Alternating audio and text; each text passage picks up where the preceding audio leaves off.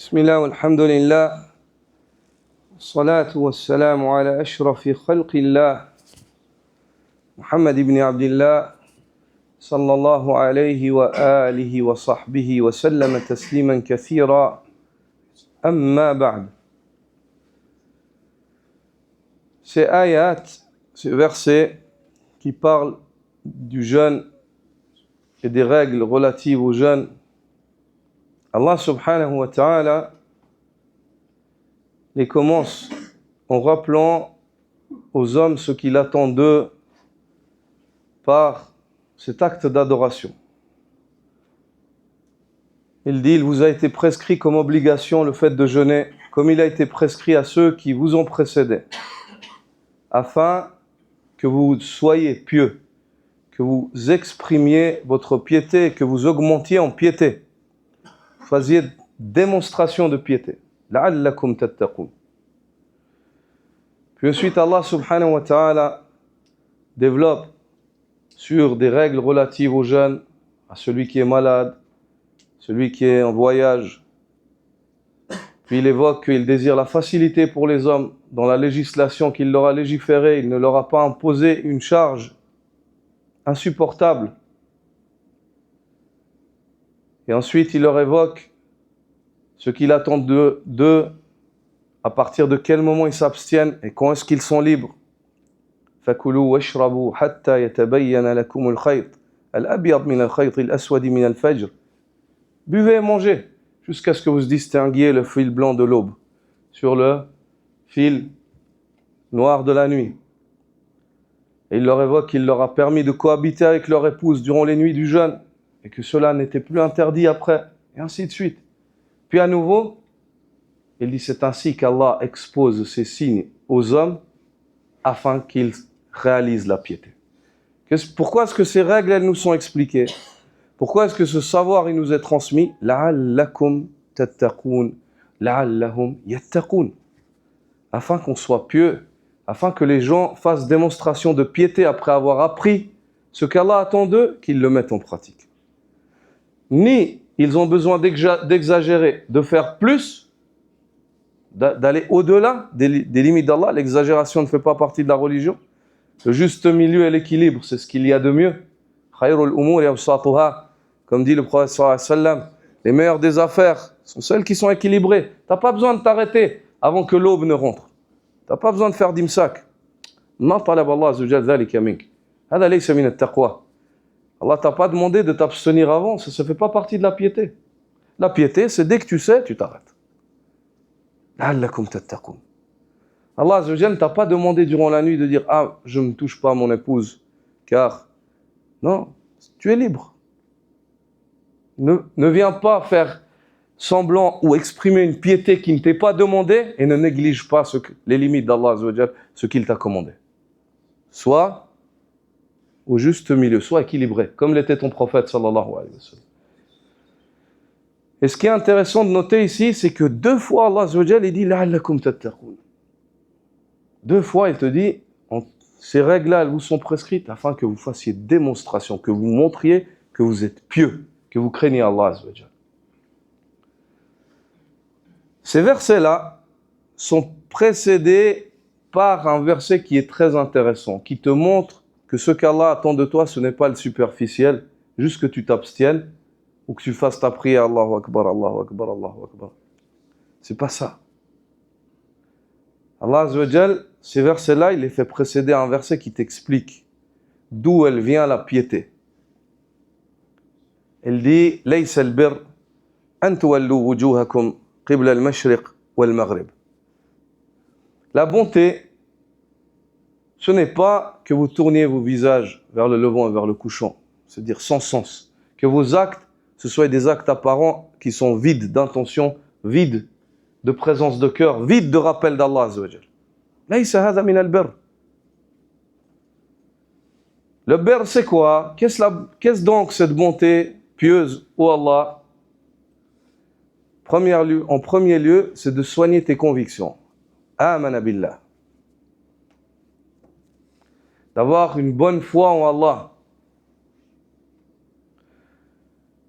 En le jour dernier, en les anges, en les livres d'Allah Azza wa Jal. D'avoir une conviction saine, ça c'est le début de la bienfaisance, c'est le début de la piété. D'être sain dans tes convictions. Il faut que tes convictions, quand tu veux croire une chose, il faut qu'elle se trouve dans le Coran ou dans la Sunna. Les convictions, on ne les prend pas de la parole des hommes. Les convictions, on ne les prend pas de la philosophie, de j'ai l'impression, je crois, il me semble, j'ai vu un rêve. Les convictions, elles viennent de Allah a dit le prophète. Il faut que ta foi, tout ce dont tu es convaincu, qui relève de la croyance, ça doit être conforme à ce que tu trouves dans le Coran et dans la Sunna du prophète. Si ce n'est pas conforme, c'est une conviction erronée. Il faut la rejeter. Il faut la rejeter. Le début de la bienfaisance, il commence par le fait d'avoir un cœur qui s'est façonné dans une conviction saine. Puis ensuite, que ce cœur-là soit prêt à dépenser pour Allah Azza wa Jal. Donner de ses biens, bien qu'il ait de l'amour pour cela. Ala hubbi. Il donne cela aux besogneux, aux proches, aux parents, aux voyageurs indigents. On comprend de ce verset-là qu'une personne qui a une bonne conviction, de lui émane le bien aussi. Avec cela, on explique à certains frères qui disent oui, l'important c'est la aqidah. Et après, quand tu le vois dans le comportement, il n'est pas en fait conforme à sa aqidah.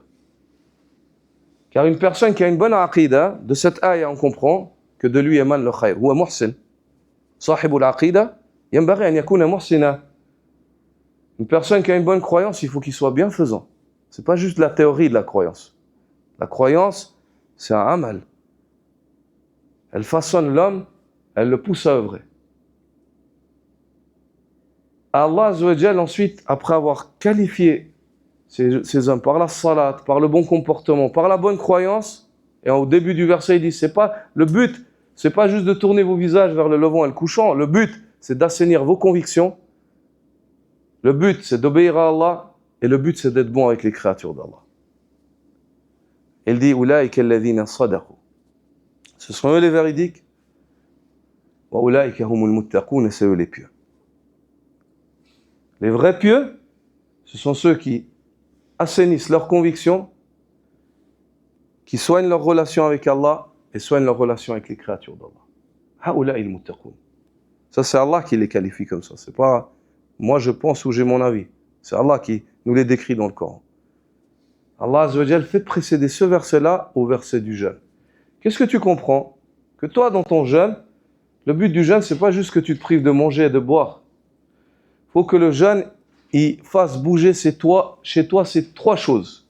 1, ta conviction, ton attachement à Allah Azza wa Jal, tu te rappelles d'Allah.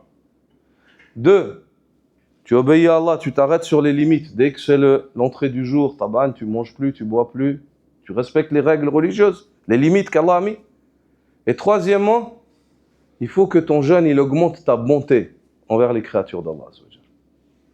Le prophète sallallahu alayhi wa sallam, comme le dit Umm al-Mu'minina Aïcha, Abdullah ibn Abbas, kana an-nabiy sallallahu alayhi wa sallam ajwad an-nas.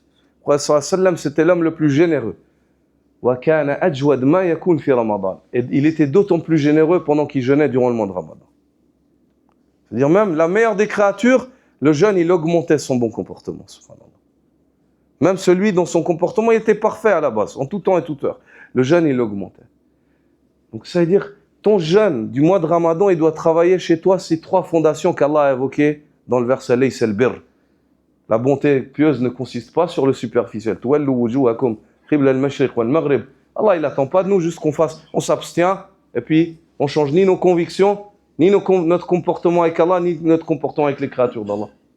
Il n'y a pas de poids. Le prophète sallallahu alayhi wa sallam dit Rubba sa'im hadduhu min siyamihi al-ju' wa al-'atash. Se peut qu'un jeûneur n'obtienne de son jeûne que la faim et la soif. C'est pas ça. Allah Azza wa Jal nous enseigne que la bonté, ce n'est pas juste le superficiel. La bonté, elle a ses trois composants. 1, tu réformes tes convictions, tu te rappelles d'Allah. 2, tu obéis à Allah. 3, tu soignes ton comportement avec les créatures d'Allah. Quand tu réalises ces trois choses-là, à ce moment-là, auprès d'Allah, tu es une personne qui fait preuve de bonté, tu es une personne qui est véridique, tu es une personne qui est pieuse et tu n'es pas superficiel. Tu as réalisé ce que l'islam attend de toi. Tu as réalisé ce que l'islam attend de toi. Et si tu réalises cela, dans les versets du jeûne, Allah subhanahu wa ta'ala te donne une bonne nouvelle. Il dit وَإِذَا سَأَلَكَ عِبَادِي عَنِّي فَإِنِّي قَرِيبٌ. Dis-leur, si mes serviteurs, ceux qui soignent leurs convictions, ceux qui m'obéissent et ceux qui soignent leur comportement avec les créatures d'Allah, ceux-là, s'ils t'interrogent à mon sujet, dis-leur que je suis proche. Je réponds à la demande de celui qui m'appelle ou m'invoque lorsqu'il m'invoque. Qu'ils me répondent donc aussi. Qu'ils me répondent en soignant leurs croyances, en soignant leur liaison avec moi et leur comportement avec les créatures d'Allah. Et qu'ils aient foi en moi, afin qu'ils soient bien guidés. Et ça, c'est la voie de la guidée. Ça, selon le Coran, c'est la voie de la guidée. Il n'y a pas d'autre issue.